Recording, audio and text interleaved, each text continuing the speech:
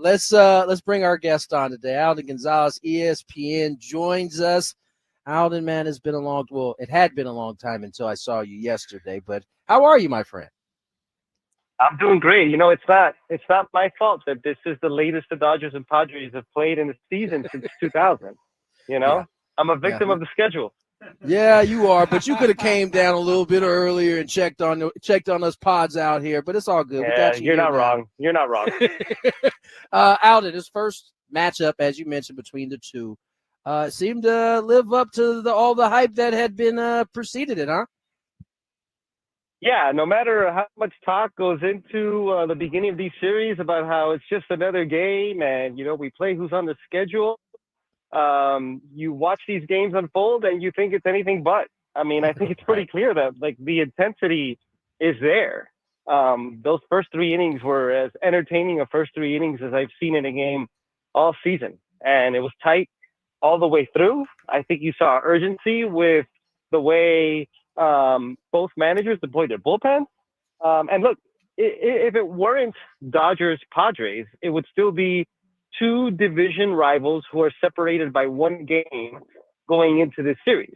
Now, layer on top of that, that it is Dodgers Padres, and like you can't help but have intense games. And I'm so glad that game one lived up to the billing, and I can't wait to see what the next six have in store. I think it's really cool that they've kind of jumbled them together the way they have this year. Alden Gonzalez, our guest. First of all, my apologies. I sat about 3 chairs down from you last night and meant to go over and introduce myself the whole game until the game was over. So I very poor manners on my part. But thanks for coming You could on. make up for it today. I won't be there today. They won't let me come you have back. to go down there. You have to go down They there. won't let me back after I Now lost. you have to come. Yeah, Yeah, I know. now No you gotta kidding. go. No kidding. But you kind of touched on what I've been screaming for the last month, and a lot of us have, which is why haven't the Dodgers and Padres played, et cetera, et cetera. This is a baseball thing. This isn't a Dodger Padre thing. They took away a lot of the division matchups for more interleague play. Is there any groundswell of support to change this back? Or are we the only ones angry about it out here? I haven't heard a lot of that, to be honest. I will say, though, and I think it was actually Tony who pointed this out to me yesterday. I didn't realize that they're not facing each other in September. You guys correct me if I'm wrong. But That's absolutely I don't correct. know about – yeah, that is surprising to me. And, I mean, Major League Baseball is well aware that this is a legitimate rivalry at this point. I mean, if last year's division series didn't emphasize that, nothing will. And to just not – it's not so much to me about the volume of the games, but it's the timing of these matchups. And I think more specifically, I would love to see these matchups play out down the stretch of the season when playoff seeding is being decided, when division winners are being decided. And for that to not happen, like making a baseball schedule of 162 games for 30 teams sounds impossible to me. So I wouldn't be able to do it. But if I were doing it, I would make sure that Dodgers Padres are matchups that are playing out in the second half of September. I'm also kind of surprised too that none of these 3 games here are being aired on national television. Yeah. I know those are decisions from other corporations, but like, come on, like these games I think should be going on at 5:00 Pacific time at least, so that the rest of the country can watch this. I mean, half the country couldn't watch last night's incredible baseball game, 10 innings it was like a 3-hour game. It went by so fast because it was so action packed. And for half the country to miss out on that, I don't think that's good for the game. Yeah, no, I 100% agree. Hopefully it's just a one-off in terms of not having the matchups in September, because hopefully this is not something consistent. Alden Gonzalez joins us, ESPN. Alden, I don't know, are you in the building yet? Are you here yet? Yes, sir. So I know you saw then what was probably going to be the Major League Baseball story of the day, which is that Shohei Ohtani threw another simulated game. He had some ups and downs, and I know you haven't got down there a chance to kind of see how he felt, but I mean, in terms of what you're hearing around Ohtani's return coming on the mound, how much are the Dodgers really relying on it at this point, considering that they don't have a ton of healthy starting pitchers? They're actually not relying on it, which I think is interesting in and of itself, because you're right. Like, they are so injured throughout their rotation once again this year. Roki Sasaki, Tyler Glass now, Blake Snell, Tony Gonsolin most recently. It seems like every 4 or 5 days they're having to stage these bullpen games. And I think it would be very easy to just sort of try to rush Shohei Ohtani through this pitching progression. But they are adamant that they can't do that. They believe that, first of all, he needs to build the proper endurance to be able to take on a two-way role again. They want to maximize the strength in his right arm, particularly around his surgically repaired right elbow. There's also the factor of he's so important to their offense that they can't afford anything to go wrong on the pitching progression side because they don't want to lose him in their lineup. So that's another factor of this too. And I think too, I spoke with Andrew Friedman, their president of baseball operations, about this recently. You know, in their mind, they want to set him up to be a two-way player, to be a member of their rotation for years thereafter. So they want to keep him fresh for October, but also they want him to be a member of their rotation in 2026, 27, 28, 29. And they believe that the best way to do that is to be as methodical as they can on the pitching progression side, especially because if you remember, like he had a torn labrum in his left shoulder. That delayed things even further, especially with his off-season program. So I'm sure it's very tempting to rush him because they are so hurt right now, but they're trying to keep the long term in mind. Alden Gonzalez, ESPN, so good, great writer, and really, really good on the air. Nice of him to join us as always here, talking some Dodgers Padres. Alden, I think it depends what day it is. We're talking to the fans here, and they really either love this team and believe in this team and think with Manny, you know, and Fernando probably getting back to it. He's in a slump right now, as is Merrill. But the Padres have enough. They have what it takes. They're going to get healthier, and they're going to make a great run at it. And then there's some days where they go, well, how are we ever going to do this with Bogarts and Cronenworth all struggling and Arise only hitting singles? What is your take just from a general, look at the Padres and what you see for them in the next few months? I think good teams find ways to win games when they're not at their best. The Dodgers have done that for years, particularly during the regular season. Padres, as a team that is able to do that right now, as you mentioned, Tatis, Arias, Bogarts, Merrill, those guys are not at their best right now. It seems like Manny Machado's been, you guys know better than me, but it seems like Manny Machado's been carrying them for a month. Yeah. But they're winning games, and they're pitching well, and they're coming up with timely hits. And yes, they're winning a bunch of one-run games, and that stuff tends to revert back the other way sometimes. But I think they're showing the functions of a good team, a team that just finds ways to win. And no matter how shorthanded they might be, and after losing last night, they're 2 games out of the Dodgers for first place in the National League West. I think if you're a Padres fan, you got to feel really good about where they're at because, Tatis is going to get going again. I promise you that.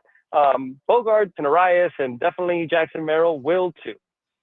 They're going to be better than they are right now. It doesn't mean that they don't have holes that they got to shore up. They got to shore up the bottom third of their lineup in drastic ways. And depending on how it goes with Yu Darvish and Michael King, they're probably going to have to look for starting pitching at the deadline too. But they are a better team than they've shown over these last few weeks. And even in the midst of that, they are accumulating wins. And I think that's a really good sign. Alden Gonzalez joins us here, ESPN. And Alden, we moved into the month of June, which usually starts to be the time where teams start deploying major league scouts around the United States to see about this trade deadline that will happen at the end of July. You mentioned some of the holes the Padres have. How is it too early to tell how robust of a market it will be in terms of the type of players that will be available? I know some of the names that come to mind immediately are like Sandy Alcantara. He's the big pitching piece that comes to mind. Can't think of a position player that I think could be on the move. But what's your take in terms of, what that market will look like? Yeah, look, the big pitching name is Sandy Alcantara. I think the big position player name is Luis Robert Jr. Both of those players are really struggling. And those are players who are going to move, or who, I should say, their teams would love to move. But they're not having good seasons. And because they're not having good seasons, they might hold on to them. And, to answer the initial part of your question, Tony, I think it is too early, not because of the calendar, but because, these extra playoff spots have just continually muddled the picture. Yeah. And I think a lot of the trade market is going to be dependent on teams that we thought were going to be competitive, not being competitive. Because right now, the teams who for sure are going to sell are the teams who don't really have the pieces that you're looking for if you're trying to win. So if the Diamondbacks fall out of it, they are a fascinating team to watch at the deadline. Braves, same thing. I know the Blue Jays are playing a lot better, and they might fall out of it, but the Blue Jays have some intriguing pieces if they fall out of the race to trade. And I could go down the list. To me, those are the ones, the Braves and Diamondbacks are the two teams that jump out that can really shape the trade deadline picture. I think another team is the Rangers. If their offense continues to underwhelm, I will caveat that by saying, though, Chris Young, the president of baseball operations for the Rangers, Alex Anthopoulos, same role with the Braves. It's just not in their respective natures to punt on seasons. But, at some point, if they keep losing games, you got to take a real hard look at yourself and maybe capitalize on a trade market that is really very much a seller's market. So that's what I'm watching right now. The teams that we thought were going to be competitive falling out. If that happens, I think there's going to be a lot of options. If not, teams are going to be scrounging for the barrel, basically. Alden Gonzalez, I've got another minute or two, and I want to steal you for as much time as we can. To me, the most historical thing that's happening in baseball is actually happening in Denver because the Rockies are, doing things that are never seen before by any of us.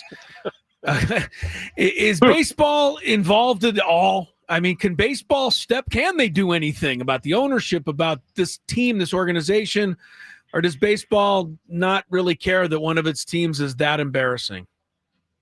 It would have to take really drastic measures for, think of a bankruptcy situation like Frank McCourt with the Dodgers for Major League Baseball to get involved. Remember that Dick Mumford is a very important part of Rob Manfred's ownership committee.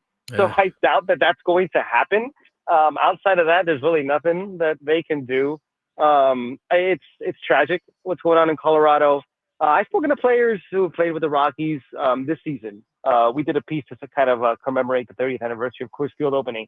And, almost everybody I spoke to said that, they love playing there in terms of the atmosphere, how into it the fans are. It's just, in a vacuum, it's a great place to play. And it's just a shame that nobody's been able to really capitalize on that. Look, and Tony, you could speak to this better than I can, but playing in mile-high altitude is really difficult. Coming off mile-high altitude to play road games is really difficult. It's a major adjustment for hitters, pitchers. And I think what that organization demands is innovative thinking, right? People who are on the cutting edge, who can look at things differently, very creative, smart minds that could attack a problem in a different way. And the Rockies have done the opposite. They're the most insular organization in baseball. All they do is promote from within. They don't look from the. I've spoken to a handful of GMs, former GMs, current GMs, who have told me, and this might surprise you guys, but that they would love to take on that job. They would love to take on that job and see what they can do with it. Yeah. Because it's just ripe for innovation. And the fact that they haven't tapped into that really boggles my mind. And that's why they are where they're at. Interesting. Alden, as always, man, solid. We appreciate your time, man. I'll catch you at the stadium a little later. Thanks, Alden. Sounds good. Take care, guys.